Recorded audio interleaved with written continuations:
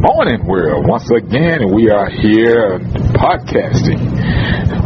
This is the 5th Ward Wildcat, and I'm a KG. How you doing? We're not going about the intros being fancy. Go ahead, sir. All right, we'll start out with scores. Weekend, over the past weekend, HBU women's soccer lost 2-0 to New Mexico State on the road. Sophomore Stephanie Castellan had a record 18 saves. HBU women volleyball team won the Lamar tournament.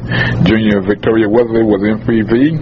Stanford rolls into town and wins the Rice Invitational.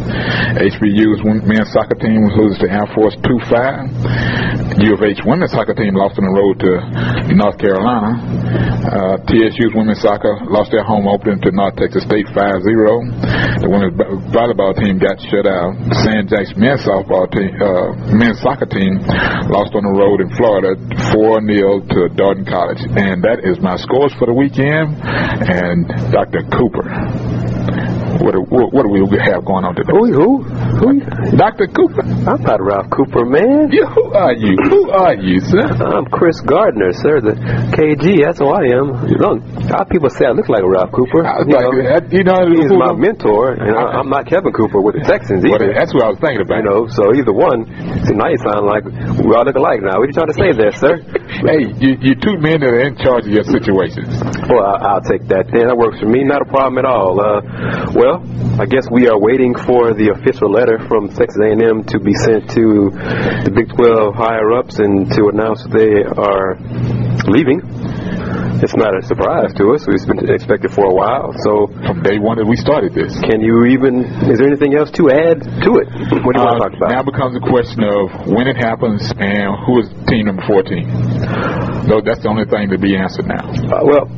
Other than... No. I don't believe, well, especially in the short term, I don't believe the SEC is going to add a 14th team just yet. I believe, over the last few days, there's been some scuttlebutt. They're going to wait for things to kind of play out. Mm-hmm. And then, I really probably give them some more time to ascertain who will be the best option for that 14th team. So if that takes a season or whatever, so be it. But the Aggies are going to the SEC. It's going to happen. It's a done deal. I'm kind of surprised at the payout or the lack of payout they're going to have to, because initially the exit fee from Big 12, reading some information, is almost $30 million. But it seemed like the Big 12 just going to withhold their revenue from 2011-2012 season, which is about $18 million. So sort of like cut down on what happened. Colorado and the Nebraska situation, which I think is fair amongst everybody that's involved. The only other bitter situation in this is now UT wants to complain about, make a complaint or inroads of we don't want to play them anymore. We don't want to play the game. That is what I look at as being asinine, because that is what makes all of this relevant. Because now it will have a lot more of a uproar when those two teams play. It'll be a lot more relevant whether both teams are winning or not. It'll be the fact that it'll be the SEC against I presume by that time independent Texas Longhorns. Well, that seems inevitable. Yeah, that seems inevitable because with the Aggies leaving, the Big 12 is once again in a state of flux. And who knows who's going to stay if Oklahoma stays? Is the Longhorns going to go independent? What's going to happen to the other schools in that, whatever you want to call it, conglomerate conference, whatever, Texas Tech, Baylor, Kansas State, and the like. I think it's inevitable that the Longhorns are going to go independent. With some folks would argue they wanted all along. And yesterday, I brought this subject up in conversation, luncheon with a couple of fellows, how one institution has changed the dynamics of college football across west of the Mississippi. Just one institution. The other thing that conversation that we had was not having a strong commissioner involved to put his foot down and squash all of this. And you've hammered Mr. Beebe because almost every podcast we mentioned this topic. So from the day that this was mentioned, because he was the one that brought it up in the commissioner's review a couple of years back about when the SEC made their announcement conference-wise. All he had to say was, we're working on something, we're going to try to get something done, but at that time, he basically just talked about the SEC. He didn't mention anything that would involve the Big 12 on any subject. You know, whether radio, internet, cable-wise, net, as I say, on air, which is what they call the free stations, the free channels. He didn't mention anything toward that. Now you got a situation where one school has basically put their foot down on the rest of the conference. They put their foot down in the commissioner's office, and it just looks like a piece of crap right now. And it's all going to fall at their feet. And now that one particular school wants to get mad because somebody doesn't want to follow their rules or want to lay down on the ground with somebody's foot in their neck. And let's touch on that one school and tie it into terms of locally. U of H, University of Houston, do you believe they should want to join the Big 12 if it's still viable? If it's viable. And how will it stay viable? And that's if the way the makeups have situated out over the last 15 years, it's been every 5 years. So far, it's been, up until recently, it's been 5 years, and there's been conference changes, pretty much across the country.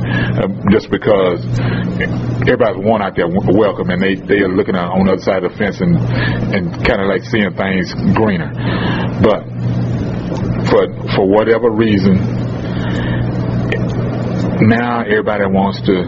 They're looking out for themselves, which I don't have any regards to that, because at some point you have to. You got to think about what's best for your university, where you can compete. Go ahead. But my thing is with that is we all have to look out for number one, as personal business, etc. But at what point does your looking out for number one hurt the overall competitive balance in the sport? When it sets up everyone else in the conference, everybody else involved, to be not having a say at the table, not being able to eat at the table. Because now it's all starting to come out about how UT has, from day one when all of this was set up, as far as the networks and all, and their share has been larger than the one team that's been viable on a regular basis, Oklahoma. And I find that just ridiculous that they hadn't opened up their mouth, as far as the president and AD hadn't opened up their mouth and complained, because they played in bowls. They've got a national championship also. Their program has been more of looked at as a top five. Well, I take that back, as a top three, rather than Texas has over the last 10 years. Well, in terms of football, depending on how far back you go in terms of history in college football, Oklahoma's history is probably better than Texas history. More national championships, exactly. More Heisman Trophy winners, more relevance as far as a network draw. Longest winning streak and all those kind of things. Going back, check your history, folks. But Boomer Sooner has been booming longer than Bevo has. So, but is it the Longhorns' fault? Is it ESPN's fault for starting this? I'm not going to say it's the Longhorns' fault. Totally, it's shared between the two, because basically, in order for this to happen, you have to have a party or two. You have to have someone to make a suggestion or to ask, and then you have to have the party number two to accept and says, okay, how can we get this done? Because what has transpired is everybody's looking at the dollar signs. And that was all fine and good until now they're looking at it, oh my goodness. Now we're starting to kill institutions, and all are starting to rise up and starting to fade away. You know, it's a lot of channels out here right now, cable-wise, but when you go to a mobile app situation as a carrier, you can get that done on your own.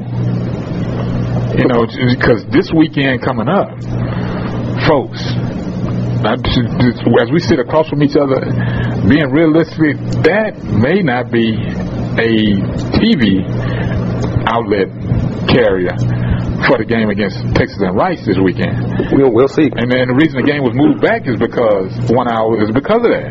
You know, the game kicks off Saturday, September 3rd, Rice at Texas. You know, as Wildcat has mentioned, so far hasn't been a major TV carrier yet. You know, it always comes down to the last minute in these TV negotiations. So once again, that trend continues. So we'll see how that works out.